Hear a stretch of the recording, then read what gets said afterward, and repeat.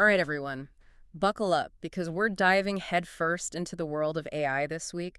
And trust me, this isn't just your average algorithm update. Not even close. The stuff you sent over, especially about edge AI, I mean, that's next level stuff. We're talking about serious AI power, not in some giant data center, but right there on our own devices. It is wild to think about, like something straight out of science fiction. Right.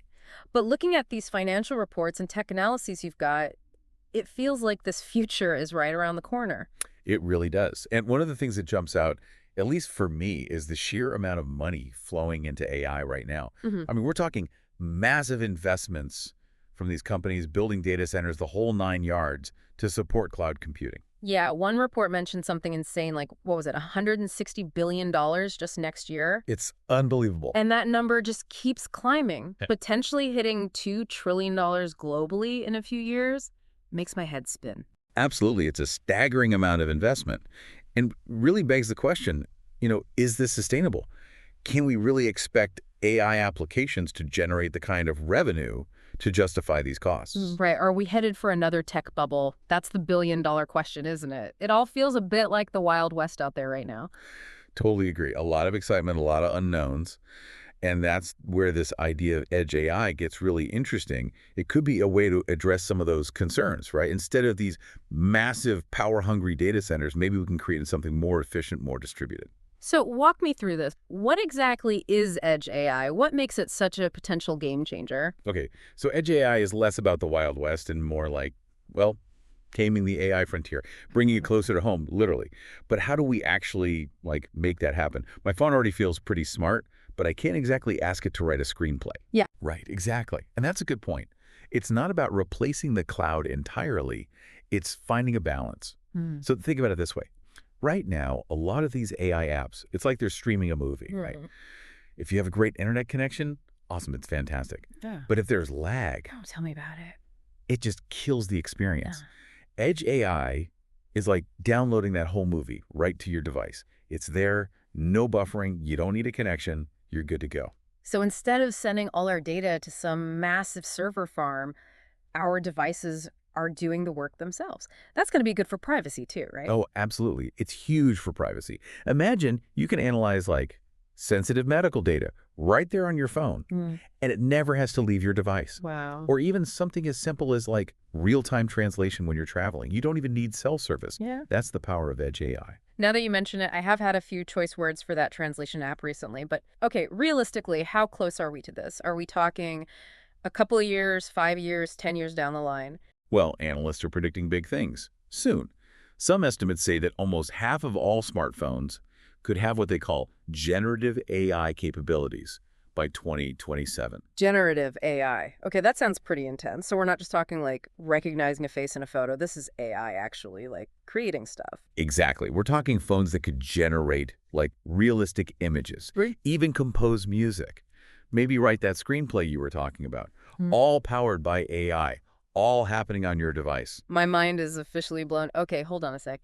This might be a dumb question, but can our phones even handle that? They're powerful, but aren't these AI models absolutely massive?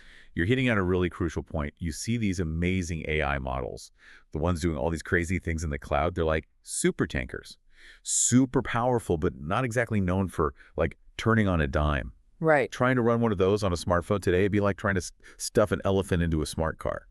Just not happening. Yeah, that's a good way to put it. I vaguely remember reading about these models, like trillions of parameters or something crazy like that. Exactly. OpenAI's GPT-4, for instance, that's got something like 1.8 trillion parameters. You can't just cram that onto your average smartphone. It just won't work. Hmm. But that's where things get really interesting. Okay, so we've got these super tanker AI models. Amazing, but way too big for our phones. So what's the solution? Are we shrinking the tankers or building smarter cars? It's more like we're training a whole team of really smart dogs. Maybe they can't steer a ship, but they can sniff out exactly what you need in a fraction of the time and way less fuss. Okay, I like that analogy. So instead of these giant do-it-all AI models, we're talking about smaller, more specialized ones. That actually makes a lot of sense. Exactly. And these smaller models, they're not just easier to fit onto your phone. They can actually be way more effective for specific tasks. It's like having a specialist, right? Someone who's laser focused on one thing. They don't need to know everything, just what's essential for their area of expertise. Makes sense. So instead of one massive AI trying to do it all, write screenplays, compose symphonies, and analyze medical images, we could have all these smaller, more efficient AIs that each excel at a specific thing. Precisely. And here's the best part.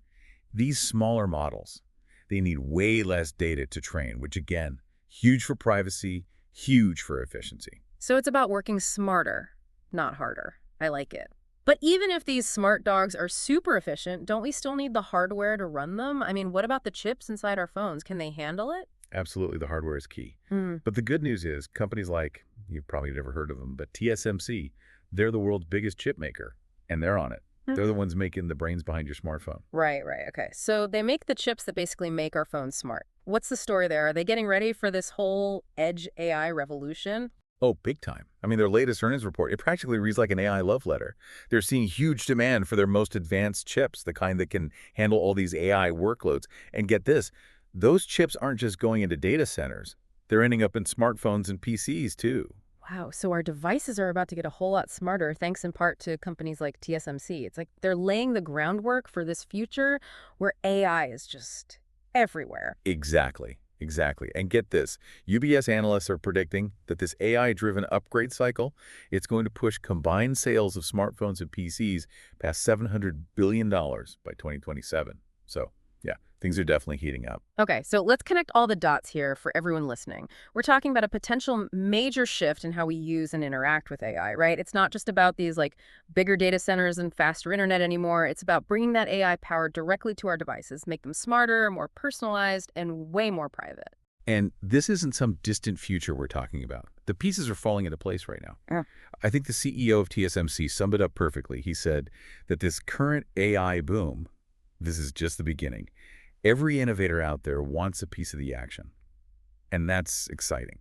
That kind of competition, that's how you get incredible innovation. Absolutely. It really makes you wonder what our everyday lives will look like in 5, 10, 20 years.